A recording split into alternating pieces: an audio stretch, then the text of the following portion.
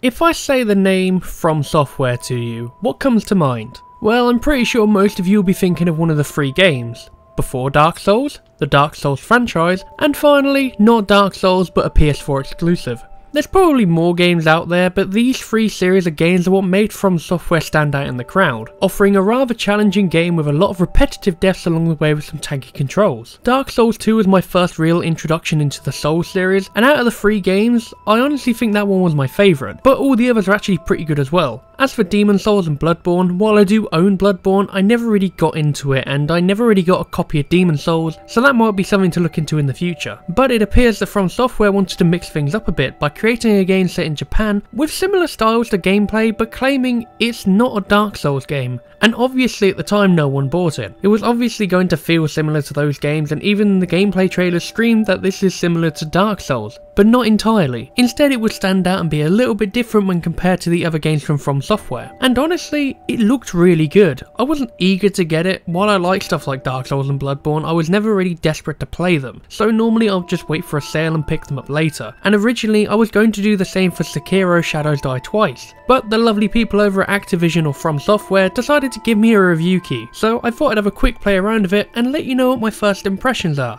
So thanks guys, I really appreciate it. And with that out of the way, Sekiro Shadows Die Twice puts you in the shoes of a shinobi whose only real goal in life is to protect their masters from harm's way, as a clan at the time is out to get them for reasons you'll discover throughout the game. At the beginning you'll find out that your master has been stolen and your task is to obviously rescue them. The game will start you off with a rather basic tutorial introducing the various gameplay elements to the game, alongside an introduction into the stealth elements of the game. Unlike previous games made by From Software where you'd mainly just be walking through an area and killing everything in sight to get XP, while in Sekiro Shadows Die Twice is actually a good idea to kill everyone in sight, using the element of stealth actually really works in your favour. Not only does it obviously avoid you from conflict, especially when you have no weapon at the start, but it will also give you the ability to eavesdrop in on what the guards are talking about, and this will end up becoming more helpful than you think. When eavesdropping, you find out various tips about the area you're in. It could be something simple like a specific area has been blocked off, or there's a new entrance that's been made because of a hole in the wall, while others might be more helpful when you're looking for new items. Whether that's being health drops or perhaps some dust to throw in the enemy's face, it's always worth trying to sneak around and see what you can hear. Now at first I was honestly surprised by this. Not only is the AI fairly responsive when you're sneaking around, I was honestly expecting this to follow the same formula of Dark Souls, where you have to fight everything in your way. But it appears that From Software were really trying to make this game stand out from the previous games, and once you get your sword, you'll notice that really quickly. Compared to Dark Souls where the combat feels rather tanky and slow, especially when you're using a claymore, Sekiro is a lot looser and a faster paced approach on how you would deal with combat, and more importantly, you can block and parry. When you're in the middle of a combat phase, you'll notice a bar at the bottom of your screen and also under the enemy's health. It might not appear as much at first, but this bar will actually determine how much more you can block before you or the enemy will get stunned, leaving yourselves open for one devastating blow that can get you killed in seconds. Now for anyone who isn't keen on blocking and just attempts to spam the attack key, then this game isn't going to be for you. You'll end up dying over and over. And when you die in this game, it really isn't forgiving, because when you die, you lose a bunch of your XP alongside your currency,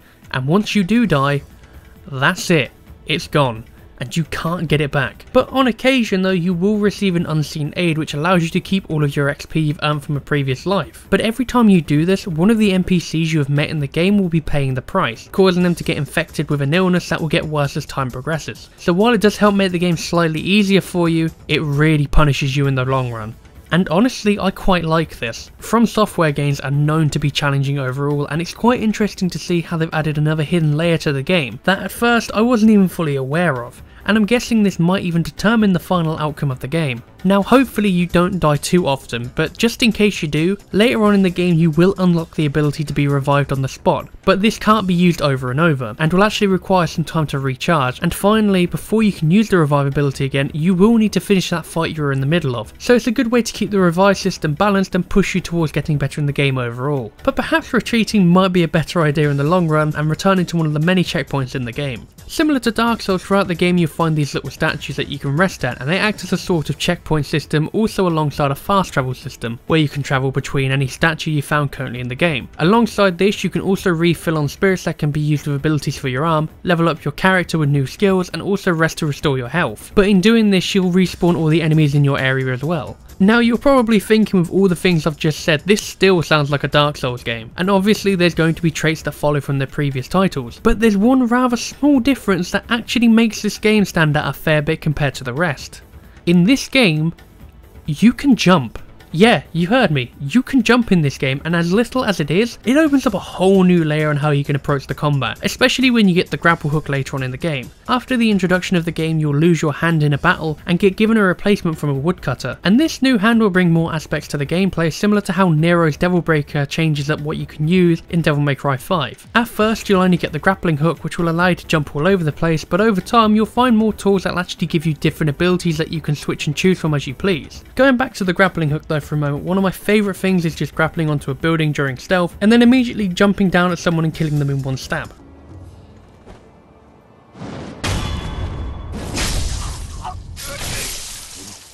Yeah, I'm a sick and twisted human being. Now, not everything is great. I think some of the HUD can be a bit daunting at first, especially when it comes to the skills you can unlock and leveling up. From what I can gather, some of these skills are passive, while other ones are actually new styles of attack that can be equipped on the menu, but I'm guessing you can only equip one of these at a time. I feel I need to remind you all that this is my first impressions on the game rather than a review, so again, I could be completely wrong with that accusation, so I have no idea how it all works or not in the endgame. If this is how it works for the entire game, then it's fine, but it will be a little bit disappointing, especially if I have to go through the menu just to equip a new attack every single time I unlock one, meaning I only have the simple swing and then one special type of attack. Now, for something I haven't really mentioned at all, or rather very little, is the plot, and there's two reasons to why. Firstly, I don't want to spoil this game more than I need to, but secondly, I just have no idea what the hell is going on. It starts off with a cutscene with you as a child, and then after a while the game starts off with you in a ditch, some other stuff happens, you meet your master, you lose your hand, you're alive again, and now apparently I'm 3 years into the past.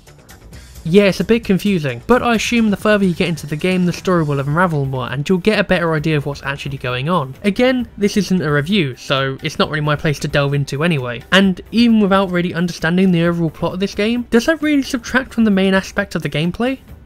No, not really.